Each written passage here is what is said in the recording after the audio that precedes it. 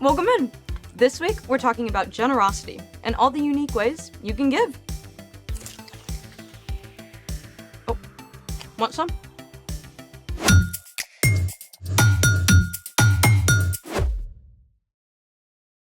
Hey guys, welcome to Story Lab. I'm Sebastian. And I'm Skylar. This month, we're talking about how everything we have is a gift from God. Speaking of which, snack much? It's for my health. Oh, high fructose corn syrup? Monocalcium phosphate? Special delivery snacks. I am required to snack today. How's that? First-time blood donor. Thank you very much. I gave blood today at the blood drive. Many teenagers and adults can give half a liter of blood to help someone who is sick or has an accident. The person who donates will quickly replace that blood with new blood cells. Way cool. How was it? I was kind of nervous, but it wasn't so bad. And the snacks were the bomb. Seems like you've added a few. Snacking and drinking lots of fluids will help me make new blood cells. Look at you giving blood and saving lives. Thanks. I do feel kind of heroic. Especially when you think about all the awesome stuff that blood can do. It only takes a few minutes, and it's a big deal for someone else. I want to know more. Let's make it! Today, we're making our very own blood model in a bottle. Blood model in a bottle. Try saying that 10 times fast. Blood model bottle, blood model Joking. bottle. Moving right along. Right. Our blood is pretty much the most amazing special delivery service of all time. We're gonna need corn syrup, cinnamon candies, uncooked lima beans, rice, and a large jar or bottle. Mind reading the instructions? On it. Step 1. Fill the jar about 2/3 full with corn syrup.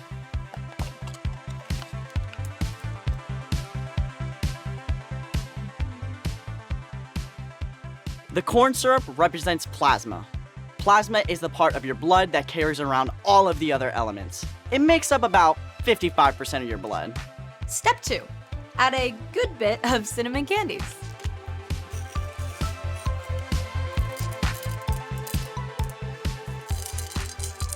The cinnamon candies represent red blood cells. Red blood cells carry oxygen from the lungs through the whole body.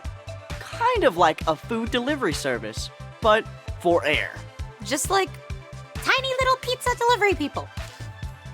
Step 3. Add a few lima beans.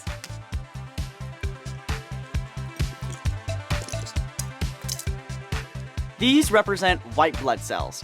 You only have about 1 white blood cell for every 700 red blood cells.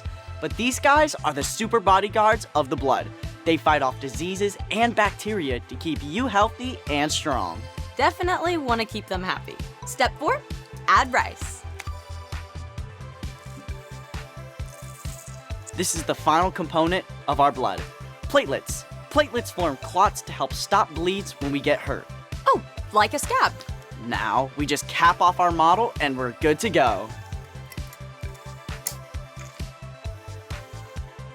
Hard to believe a couple little drops of blood can do so much. Literally can't survive without it. Definitely makes me want to give blood again sometime. Speaking of giving, it's time for... The story before the story. Today we're in 1 John. 1 John was written by, you guessed it, John. The same John who was one of Jesus' closest friends and recorded a full account of Jesus' life, In this letter, John wrote to some Jesus followers. who were up against some big problems. False teachers were preaching untrue things about Jesus. John wrote to encourage the believers by sharing God's amazing love for us in sending Jesus, And how we can become more like Jesus as we follow him. which is where our story starts. Take it away. Hey everyone, I'm Padma, and I can't wait to dig into God's Word with you. We start out with this line from 1 John. We know what love is because Jesus Christ gave his life for us. Love is a word we hear all the time. I love your shoes. I love ice cream. I love this song. But John goes deep fast because real love isn't just a momentary feeling. Jesus showed us that real love is action. Jesus lived his whole life for the people around him. He gave his time, his energy, and his compassion. Jesus could have demanded that everyone serve him, but instead, he took on the role of a servant and washed his friends' dirty feet. In the end, Jesus made the greatest demonstration of love ever when he gave up his life so that we could be in relationship with God. We know what love is because Jesus Christ gave his life for us. It's a mind-blowing act of generosity. And John went on to say, So we should give our lives for our brothers and sisters. because Jesus gave his life, it means we can give our lives. Gotta be honest, that sounds really intense. But John wasn't finished. Suppose someone sees a brother or sister in need and is able to help them. And suppose that person doesn't take pity on these needy people. Then how can the love of God be in that person? Did you hear that? Giving your life to show God's love doesn't have to be dramatic. In fact, most of the time, giving your life is a lot of small, ordinary moments. It starts with paying attention to the people around you. First, you see a need.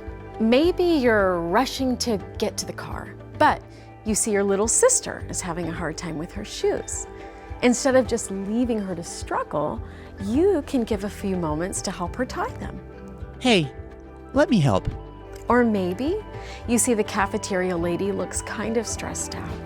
Instead of just rushing to go eat your pizza, you can take a moment and give her a smile. This looks really great. Thanks for all you do.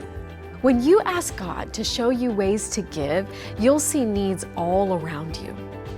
From someone who needs a warm jacket, to a new kid who needs a friend, to your teacher who really just needs everyone to be quiet and listen. This is a broken world, and you can't fix everything, but you can make a big difference to those around you as you choose each day to give a helping hand or share your time. John finished by reminding the Jesus followers, Dear children, don't just talk about love. Put your love into action. Then it will truly be love. when we follow Jesus, we put love into action. We have the amazing opportunity to give up our lives in big and small ways each day to tell a beautiful story about God's generosity to the world. The end. Honestly, giving up my life has always sounded kind of big. Like going around the whole world to talk about Jesus. Sometimes God calls us to really big things, but for most of us, most days, it's all about being generous in the small things. So, What's our part in this story? The most important thing we can do every single day is look to Jesus and ask God to help us become more like Jesus. Jesus was incredibly generous. Generosity is making someone's day by giving something away. Jesus was all about giving. He's all about love in action. That's right. We talk about Jesus giving up his life on the cross. It was the greatest act of love ever. But Jesus had already been giving up his life every single day as he gave his time and his compassion to meet the needs of the people around him. So you don't actually have to go somewhere to do that? Exactly. God could call you to that someday. But right now, God has put people in your life who need your help. Your family, People in your neighborhood, kids and teachers at school. coaches and friends in your activities, and at church. When you keep your eyes open, God can show you ways to give. It might be sharing a toy. It might be putting down your game to give a few minutes of your time, It might be sharing some encouraging words. or something you can create, like a story, a drawing, or even a song, It all starts with looking to Jesus. and asking God for help. Thanks for giving me your time. And I'll see you next time. Bye. So here's the thing. Jesus showed us how to give. Jesus gave everything for us. And because he gave, we can give to others too. Like our time, our encouraging words, even our snacks. Right now, I'm thinking I need to give something special. What's that? I think I need to give my blood cells some special delivery healthy snacks. Good call. Thanks for joining us in the Story Lab. See you next time. Want some? Yes? Mushroom chips?